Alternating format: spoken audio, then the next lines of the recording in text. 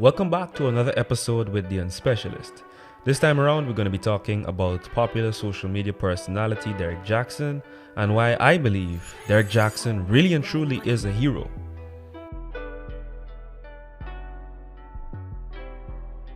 So first things first, this isn't your typical Derrick Jaxn video because I'm sure by now you've likely seen all the gossip videos, reaction videos, parody videos, or other coverage, particularly in relation to his recent controversy.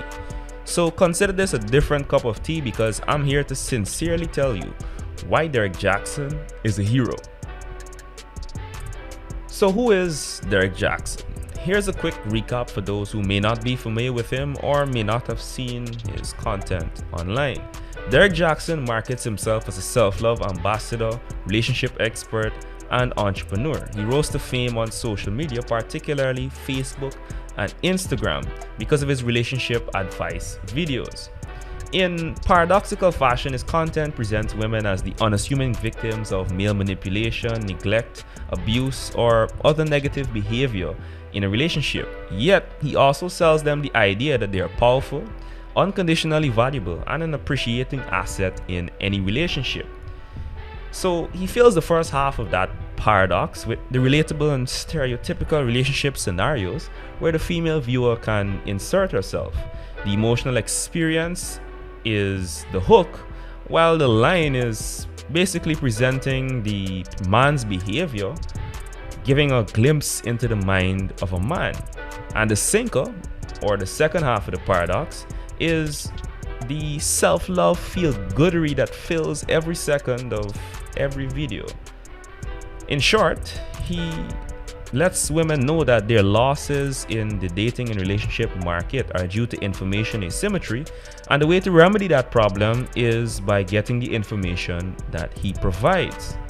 This formula has made his content wildly popular with women, and I'm sure the fact that a lot of women call him tall, dark, and handsome had something to do with it.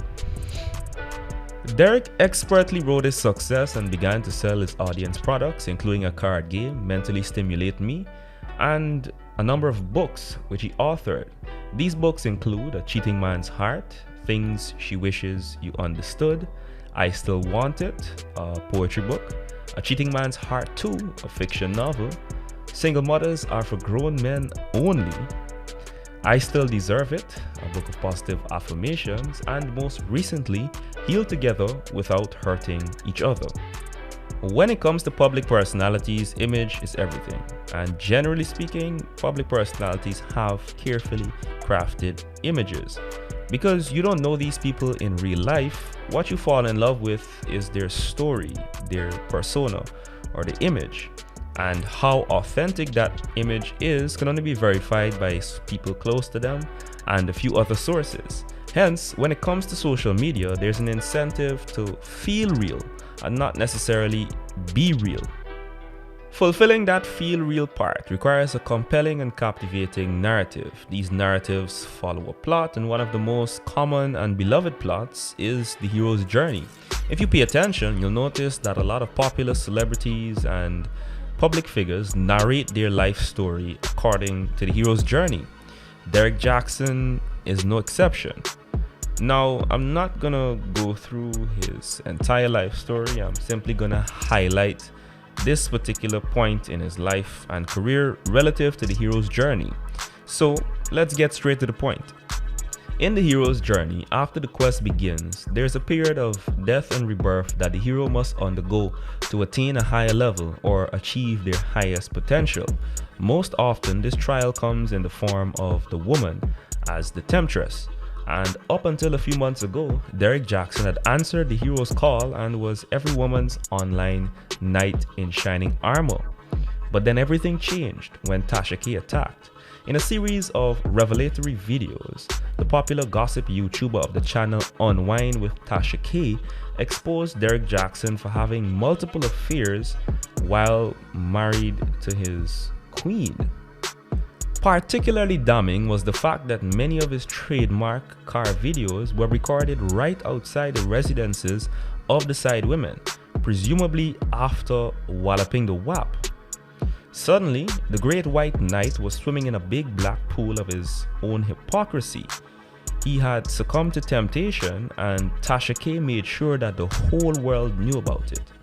After temptation and the fall comes atonement, and this is where the hero pays penance for their transgressions. For Derrick Jaxn though, this is where things got a bit tricky. After Tasha K dropped the bombshells, things went viral as they do on social media. And in some ways, things got out of hand. But many would argue that Derrick Jaxn was simply getting exactly what he deserved. Consequently, in an effort to catch up to the viral wave, Derrick Jaxn tried to release a video to apologize, explain himself, and talk about what really happened. Sadly, this is where things went wrong for Derrick, as in the video itself, he didn't appear to be very apologetic. He still tried to sell his merchandise, and it ended up coming off as an emotionless infomercial, which ultimately fell flat. After a little while, Derrick tried again by recording a video entitled "Did I Cheat in My Marriage?" He included his wife, who, to say the least, didn't seem very pleased about her inclusion. And here comes the false atonement. Derrick essentially acknowledged in the video the issues that were present in his relationship, including the fact that he cheated. He referenced the biblical standard for faithfulness, but he clearly doesn't know exactly what that biblical standard is, so he ended up looking very awkward talking about it. He did what we often see fake preachers, pastors, imposters, and frauds do, and that's take a little bit of responsibility but then lay it all at the feet of God. It goes a little something like this. I was struggling, brothers. I was going through it, but the devil, he tempted me, and when he tempted me, I fell. I fell down, brothers and sisters. I was struggling, I was down, I was going through it. But God. Ultimately, to those who have eyes, it looks just like one big deflection of responsibility. And as I referenced before, it pays to feel real on social media. Unfortunately, that video felt anything but real, and it was mercilessly called out. In response, Derrick recorded an awkward reaction to his own video where he referred to himself in the third person. I'm not too sure why he thought that would take some heat off of him, because it didn't. It only got more people upset and inspired many parody videos from popular YouTubers like BiggJah and TPindell. Also, there were lots of memes, and I mean lots of memes. Regardless of the authenticity or lack thereof, what's important to recognize is the atonement phase, or in this case, false atonement or fake deliverance narrative, which plays perfectly into another key element of the hero's journey, and that is apotheosis. Apotheosis is the peak or climax of the hero's journey. After the temptation and the fall, the hero is reborn and empowered. For Derrick, after his fall, he did some soul-searching work with a pastor, counselor, or whoever, and now he's equipped to give better advice based on his struggle. Even though at the time of recording this video he hasn't fully re-emerged, the next logical step is to reposition himself, and you don't have to take my word for it.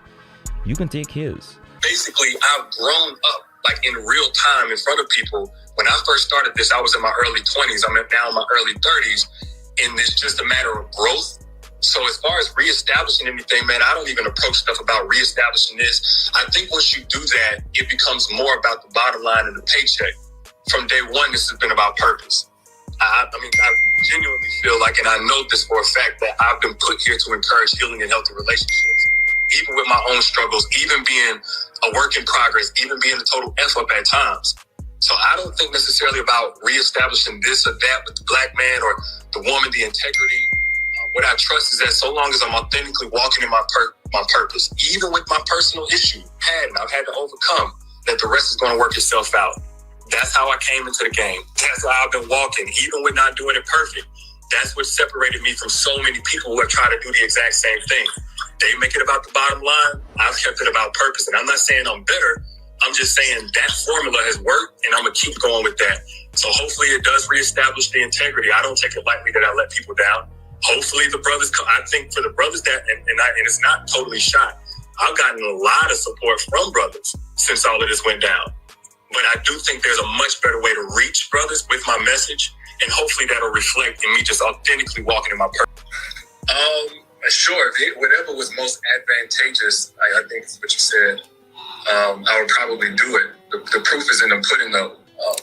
Because of my work throughout the years, so many women have had the strength to leave either toxic situations, to go on to something better, learn to love themselves, be encouraged, and so many brothers who didn't have that big brother, that uncle, that dad to kind of give them the guidance from a tough love perspective. They've gotten that from my content. Thousands and thousands. If you look at, now I'm on book number 10. You can look at the proof in the pudding on Amazon, iBooks, or anything on what my work has produced. A lot of the conversation can be kind of distracting. But I would never get misled by some of the negative publicity or people that's pissed or even people that's just genuinely just disappointed in thinking that my voice doesn't have a place anymore in the conversation around relationships, whether for the Black community or otherwise. So yeah, if it was advantageous, I would do a lot of things, but I know that I belong right here. This absolutely changes and shifts things for the immediate, but it doesn't nullify my message. Of anything, it will mature it so that now I can come with the grace I couldn't come with before. Now I can speak from a place and not of being an expert or guru, but I can speak from more of being a witness, which I think more people can relate to. Now when I speak to brothers, they know, and it'll come off a little bit better, that I'm not speaking from some high horse. I'm better than you. I'm the end all be all gold standard. I'm coming from a place of somebody who has fallen, who has done the wrong thing and believed in something different and had to overcome that. So if anything, I think this improves the impact that I can have, and it will be more advantageous if I just let my work reflect my true life experiences, not what will help my bottom line in selling books and card games. Oftentimes, when you've built up a cult of personality, many of your followers will see you as a hero. What they fall in love with, to reiterate, is the story, the fable, the epic, and not the actual person. So yes, many people will wake up and turn on Derrick Jaxn after learning of what he did. However, most people will simply stick around because they're too invested in the story.